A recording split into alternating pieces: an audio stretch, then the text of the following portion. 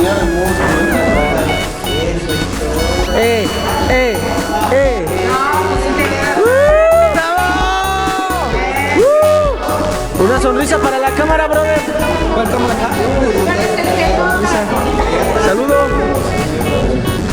A ver, un saludo con Dibujín. Unas palabras, Dibujín. Amigos, Dios les bendiga el guerrero más que se forma aquí en Toluca, Jesús. Dios les bendiga. ¡Bravo!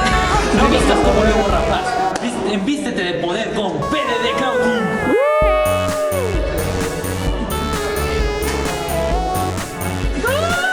Hola amigos, ¿cómo están todos ustedes? Yo soy Dibujín, el mago de la caricatura.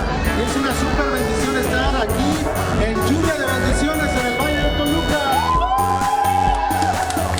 Y estamos aquí con unos hermanos que se han vestido de propiedad de Dios. ¿Sí o no, Yoshi? Así es mi brother.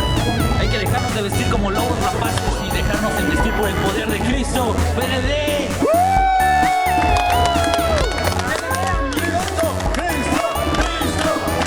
¿Cómo gritan acá? A ver, Richie. Soy propiedad de Dios y de eso no tengo dudas. Con los pies bien firmes sigo a Dios, no tengo excusa. La Biblia es mi escuadra como en la mafia yakuza.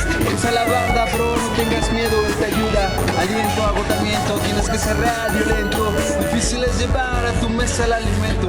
Aquí estamos desde Toluca saludando.